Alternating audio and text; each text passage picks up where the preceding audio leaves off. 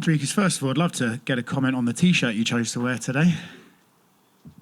Well, yeah, I mean, with there was after obviously Trump being re-elected, which is absolutely incredible. I think he's an amazing president, and I've had the privilege of meeting him. And he said this, when with everything going on right now, changes coming, good changes, he's holding people accountable, a lot of countries accountable for everything, and it's amazing to see. And obviously, being a champion, he said he wants champions in his team. So that's why, and he said it on X. Big shout out to fellow South African Elon Musk for also doing the right thing. And like you said, Trump prefers champions. When you look back at that first fight with Strickland, close fight, right? You felt you won, he felt he won, the way it goes? No, the judges thought I won. Right. But do you look back at that fight and think, well, I won it, so I just need to do the same thing again? Or you look back at it and go, I can improve on that performance and I know how to? Yeah, absolutely. I think it's exactly what you said. I did the right things to win that fight. He is going to make adjustments to be better, and I have to do the same thing. It's not that I have to do anything different. I just have to do whatever I've been doing better. I've had a year now to improve upon that performance, cleaner, to be fitter, stronger. In terms of strength, that's not a problem. Just being cleaner, picking the shots better, being more patient. This is not my first UFC title fight anymore. And I know I can push that pace for 5 rounds. So that changes my dynamic, but I'm not going into this fight thinking it's the same fight as the first one. He's going to make the adjustments. He knows what it's like in there with me, just like I know what he's doing and how, his team is incredible. He has an incredibly good coach. Coach Eric is very well respected, and I have the world's respect for him, and I know he's a master at the game plan and figuring it out, but so is my coaches and my team. So, yeah, very similar in fight, because we both now know, and how much could have really changed. It's just about being cleaner and better at everything. He has this reputation as an awkward sort of striker, with his shoulder rolls and his teeps. Do you think, in a way, fighting him twice gives you a bit of an advantage almost, because you've sort of had those 5 rounds with him to sort of get used to that style? Yeah, I think it can, but it can also, bite you in the ass. If you think you're fighting a certain style and you're fighting a certain guy and all of a sudden he comes out completely different, that can throw you off too. That's what I said. To think of the second fight the same as the first fight would be the same level as underestimating Sean Strickland, which I'm not doing. I'm expecting the best fighter in the world to show up, just like I've expected the best fighter in the world to show up every single time. Like we saw with Adesanya, when he showed up, I knew I was there to fight the best Adesanya, and everybody said it. He said it. Everybody said he looked incredible. And I went out there to beat the best Adesanya, just like I'm out there to beat the best Strickland that we've ever seen. And his fight style doesn't have any effect on how I fight. I'm going out there to do what I do and do it as the world champion, the best in the world. And he's going to be the best Strickland in the world, and we're going to see whose best is the best. Speaking about what you do, I feel like every time you fight, there's a commentary on your style. Izzy and Rob recently called it ugly. Dana White says you fight like a white man dances. Do you think your fighting style is ugly? It's effective. That's what I think. And then one last one from me. Did the movie Never Back Down inspire you to take up MMA? Yes, that is 100% true.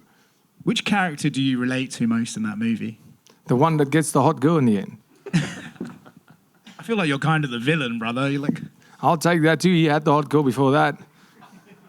In the front right here. When Islam was preparing for his rematch against Arman, he said it was all business between them, but he kind of viewed that as it annoyed him when people said the first fight was close and tough, when he thought he clearly won, and he wanted to use that rematch as a way to erase all questions. Are you viewing this the same way with Sean on Sunday morning? Yes and no. Yes, because, in my career, I only have 2 decisions. Both decisions I'm completely happy with, because I could prove to myself. It was my first time going past the 3rd round, and I've had many 5-round fights before that. But going to that 5th round in a war like that proved to myself that I can do it. It's easy to say it, and it's easy to do it in a fight camp, doing it in training, but doing it in the octagon is a bit different against a world-class fighter. So I can tick that off the box. Now I want to go in there. For me, that fight, the split decision was the biggest shock to me. I don't think it was a split decision. It was the biggest shock of that whole thing. But it was a great fight. It was a war. You know, if you play the odds like Strickland and having 8 split decisions in your career, you know, a split decision is what you call a coin flip. If you flip that coin 8 times, you're bound to get unlucky a couple of times. You know, he got lucky with the split decision, otherwise we wouldn't be here now. I am very happy that they made this fight. I was asking for this fight up until the Hamzat thing happened, then I would have preferred that fight, but I'm really happy this fight's happening because now I can go and say, we're going to settle this. We're going to put this to bed because, you know, all the Strickland fans that believe he won that fight, I can just go out and you know, put this behind me. Not that it was ever in front of me as a, I have to get that. You know, maybe I did. No, I didn't get lucky. I wasn't gifted about, I fought for 5 rounds forward. 23 minutes forward in a 25-minute fight warrants a win. That's the guy who's trying to fight, not the guy who's trying to point. So for me right now, I think Strickland is the best middleweight in the world right now, behind myself. And he deserves to be here. I know he's an incredible, incredible fighter. He's so good defensively.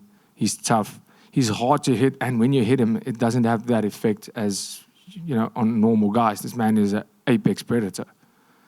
So this is the toughest fight of my life coming up, and I'm ready for that because I'm an apex predator, and he's in my area right now. We're going to go to that dark place from the word get-go, and we'll see who comes out.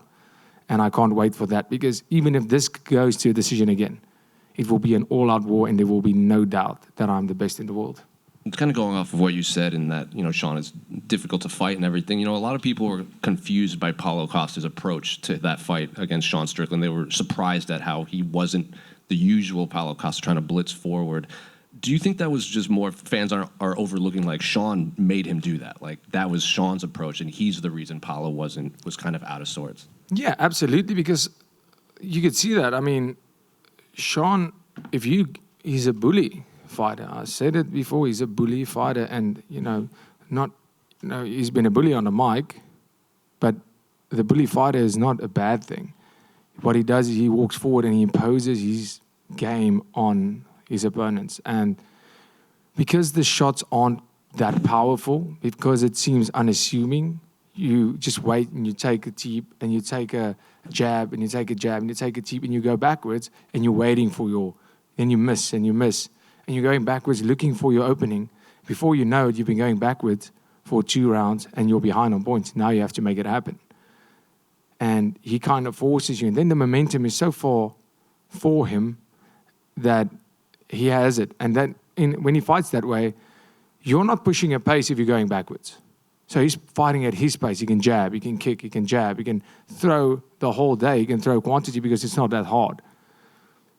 That is why he has been so successful in everything he does. That's why he could beat Adesanya the way he did. And that's why he beat Paulo Costa the way he did. Because guys realize too late in the fight, listen, this guy is ahead on points right now. And then they have to do something desperate, and then it's too late. So, yeah, that is definitely not... The guy is not fighting good. It's all credit to Strickland for doing what he does and imposing his game plan. And in Perth, I remember after you beat Israel, you walked by Media Row and you looked at all of us and you said, everyone that picked against me, haha, you look like dumbasses now. That is factual. I'm just curious, like, do you pay attention to that? Like the people that do pick against you or have criticisms of you, or is it just like out of sight, out of mind? No, I don't pay attention to that. I just don't miss anything. I see it. I know it, but it doesn't make any difference to me. It's just fun to make fun of people that picked the wrong side. And then just last one for me. Obviously, you strike me as someone that, you know, you don't need validation or anything like that from other people, but I'm curious if you heard Kamaru Usman's like recent comments where he said it's no longer the 3 kings, it's the 4 horsemen, because he includes you in the African champions of the UFC. What do you make of those comments? Like, are you happy to hear that? Does it matter? Does something like that matter to you, that a guy that was very pro-Israel, Israel Adesanya, and saying, it was you versus the three kings, and now he's including you in that group of champions. Yeah, absolutely. It's a massive honor and privilege to be a part of that group.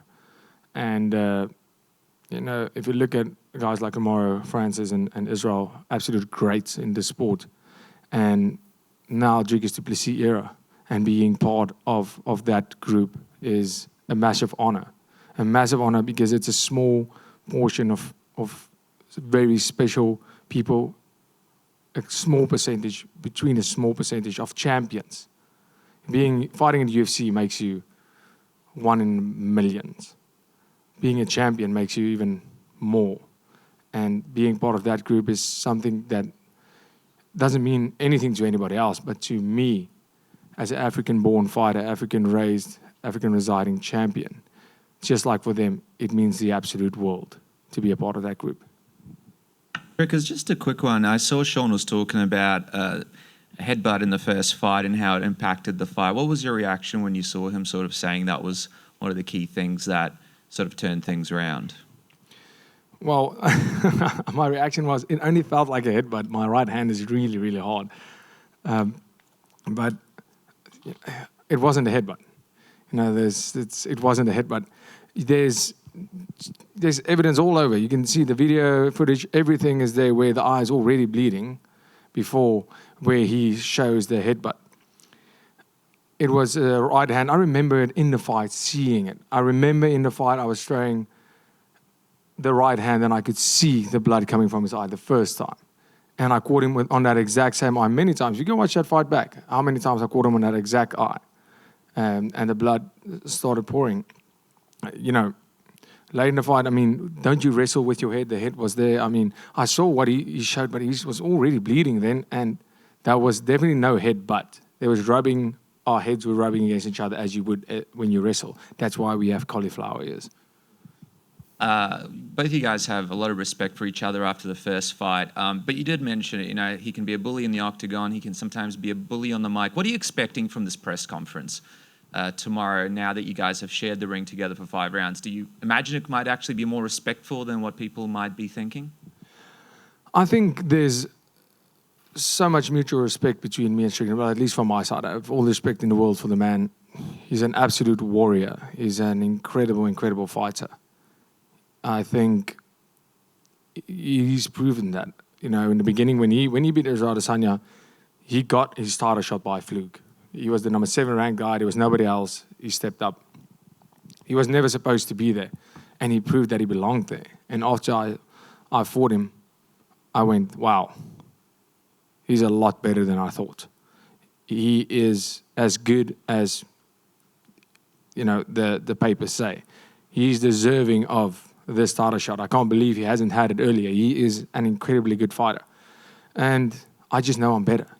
So the respect is there, and especially after sharing such a war with somebody, the respect is there, especially from my side. I know what it takes to get in there and to go what I went through and what he went through. And now we are competing, and there is respect, but there's not a person in front of me. It's something in my way, and like I said, you can be the nicest guy. I don't care if it's more respect, less respect. He can be the biggest asshole to me. He can be the nicest guy. It makes no difference on what happens fight night. But in the lead-up, I would assume it's going to be a bit more humane this time around. But if not, I'm ready for anything. Last question from me. We saw in Embedded you're quite talented musically. Are we getting the guitar out of the open workouts, doing an unplugged Dricus Du Plessis acoustic performance for Sydney today? Absolutely not. Thank you. Dricus, people talk in MMA about fighter IQ a lot, but the regular IQ you showed with your proposal tactic, having your fiancée organise the party for you, was genius. But from the moment you knew you wanted to marry her, did you start coming up in your mind how you wanted to propose, and what was the ideal way you wanted to do it? Well, it's not about me that moment. It's about the fiancée, I would assume. I think that is how it should be. And she never said how she wants it. I just knew she would like her family there. I knew I would like my family there. And some of our close friends, ever since like it can't just be her family. And I knew that was something she would want. And when I started thinking about it, her family was away, my family was away because it was the holidays when I wanted to do it. And I said, wait, on my birthday, she wouldn't expect anything, and she's going to arrange everything. And wouldn't it be weird to have all our family, the whole family, my family and her family there, also having our friends there? It's not going to be weird. And the photographer, everything ready. It's not going to be suspect at all. And if she doesn't like anything, she arranged it. It's not on me. And the plan worked out great. It was great.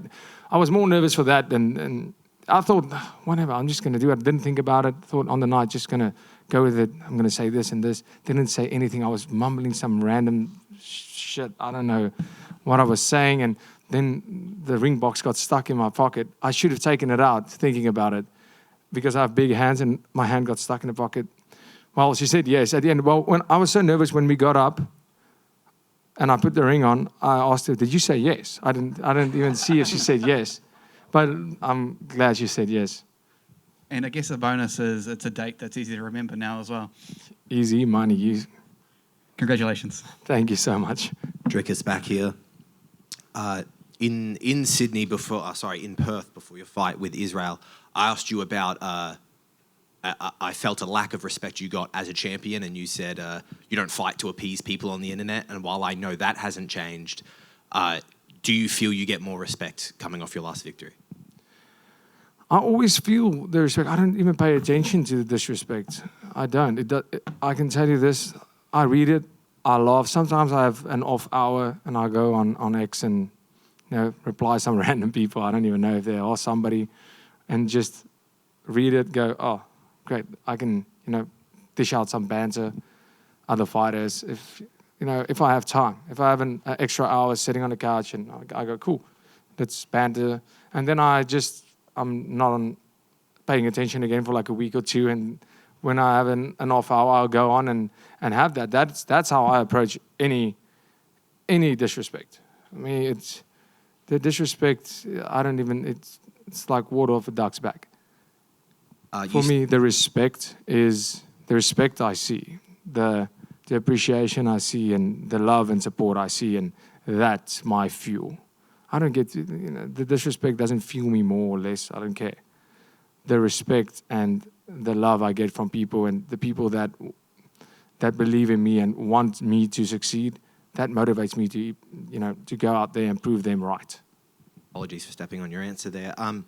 You started this press conference by saying this is not your first title fight. It's something that's now beginning to be more familiar to you. What are the biggest changes that you've felt when you look at the man who challenged for the title to the champion who sits in front of us today? How are you different? The biggest difference for me in mentality is when I show up to that gym every day. I need to be the example of a world champion. There's guys looking up to me every single day, guys chasing the same dream as I had when I was in that same spot. I'm training on the same mats with the same people, same coaches, in the same building. Yeah, I rock up in a nicer car, for sure. But I am motivating every single person there, because I was once the same as that just a couple of years ago. I was a year and a half ago. I was the same guy chasing the dream they are chasing. And I need to be the example that this is what it takes. You can have this, no matter where you're from, no matter how hard it seems, how far it seems. One opportunity, and you got it. And I need to get in there every day and prove out of the octagon and out of the gym and inside the gym what it takes to be a world champion.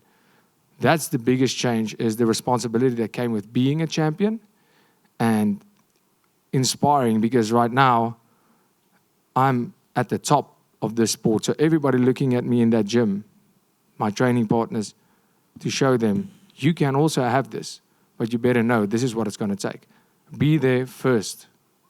Train the hardest during the session and do everything. It's the small things that add up. At the top, everybody is so good. Anything can happen at any time. But how much time do you spend on your warm-up, your cool-down, your nutrition. When are you there? When you can't train, when you're taking it, are you still there? It's such small things. How much time do you spend on recovery? All those things adds up to what makes a world champion. How do you approach media? How do you approach your public image? And also showing them that you can still be a human. You can still be the normal person you have to be. You can't just go, okay, I'm world champion right now. Now I have to behave in a certain way and be all. No, I'm a human. I make mistakes and I just live my life. There's just more people filming it right now. And yeah, mistakes I'll make. That's part of life. I'm never going to be sorry for that. I will say sorry for the mistake, but don't tell me you don't make those mistakes, or everybody makes mistakes. It's part of it. So live your life and remember, the most important things were there before you became world champion. The most important things in my life, my team, my family, my friends, my circle, that were there before all of this, that is what's important. Never think the fans, the spotlight, or any of that is more important. So if I'm saying that, the good stuff media says, the good stuff everybody says, it's not more important than what your family and your friends think of you. And the bad things they say is definitely not more important than what your family and friends think of you. And once you have that, you'll always be happy and you'll always be in a good space. You know, I can have everything in the world. Without them, without the people that make my life worthwhile, nothing else matters. Very much.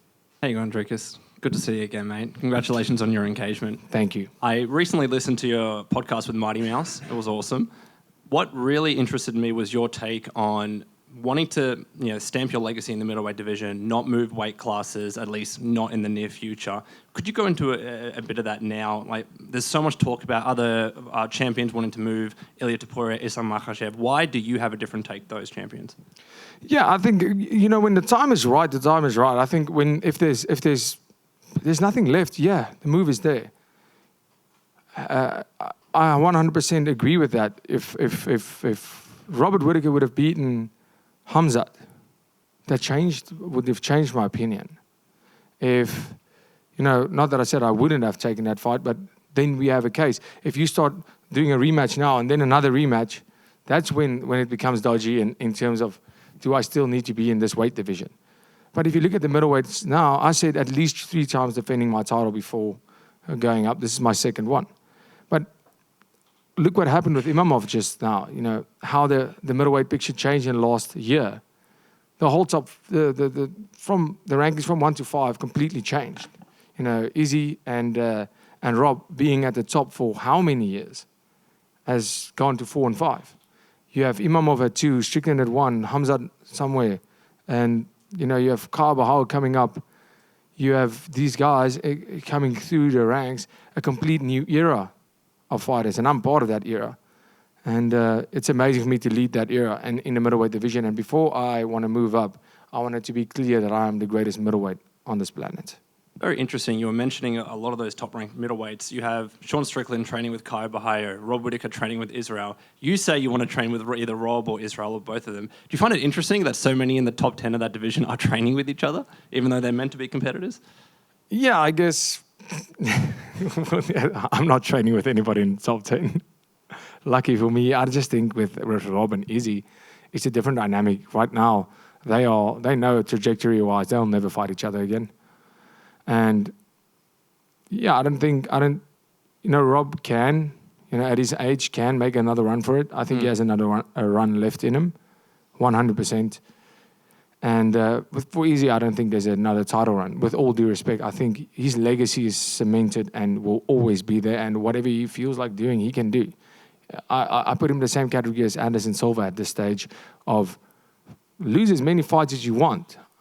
You'll always have your legacy. Anderson Silva, when his reign ended, I don't care how many times he lost, he was still my GOAT. He was still the greatest middleweight of all time.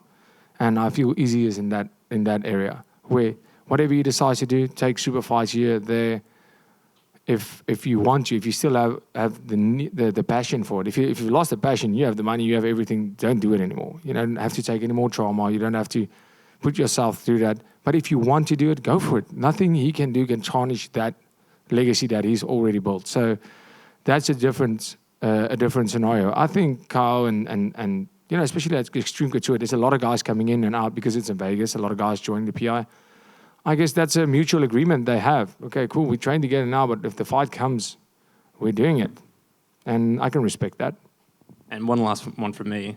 After UFC, you've become a world champion, of course. Is your intention to become a champion in oval racing as well? Absolutely. Absolutely. Thank you, brother. Appreciate it. Thanks. Just one quickie, Dricus. Last time in Perth, you had quite a good support base with the Springboks playing the night before. I'm just wondering what you're expecting this time in Sydney. Well, maybe also support. I mean, everybody was angry because the Springboks is giving the Wallabies such a hiding. So I guess that's why they were booing me so much. But so this time that's not happening. So I guess maybe I'll get some more love. Now, all jokes. But yeah, I think there's also quite a South African community here in Sydney, but not like in Perth. But yeah, I guess so. I think with the familiarity of it, Strickland has fought here, so he has a lot of fans all over, and I've fought here in August, so it's a familiar face. So maybe I have more fans, maybe more boos. At the end of the day, there'll be more noise, and I love it. Is this sort of becoming like a second home for you, Australia? Second fight in a row? Well, after the traffic I just experienced, no. I'm not living here. But Sydney is incredible. It's a very, very different place to Perth. Perth was amazing too. The crowd, though, is going to have to step it up in Sydney because that Perth crowd was the craziest crowd I've ever fought in front of it. It was just the sound in that place was the atmosphere in there was insane. So yeah, Sydney's going to need to step it up on that, but the place is incredible. Definitely a destination where I would spend more time, 100%. If you don't mind, Dricus, can I just get one in right at the end here, mate? Mate, is there something about Australia that you've found since you've been here that is completely unique to Australia that you just never would have seen back home or anywhere else? Okay, I can't say that. My mom would beat me if I said that. Yeah, like mullets and mustaches has really made a comeback here. And I love it. I think it looks amazing. It's going to take me a while to grow a mullet. I did the mustache last time. So, yeah, that is very unique in Australia. Like, everybody has it. It's great. I like it. And, geez, the traffic laws are insane. It's the slowest driving I've ever seen in my life. That's very unique. It's really... The car scene is incredible, but I'm just wondering, what do you do with such a fast car? Where do you take it? What do you do? Because, I mean, I'll just get the slowest car I can. Otherwise, I'll just have speed fines all the time. So that was very unique.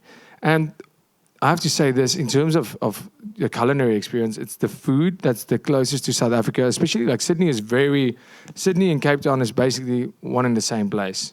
It's Cape Town is incredible, and Sydney, it's also waterfront. The food scene in Australia, the food here, the quality of food, quality of meat, especially steaks and your red meat, it's very similar to South Africa. My good friend Jackson, he actually told me that, and when he came to South Africa, I said South Africa has the best food.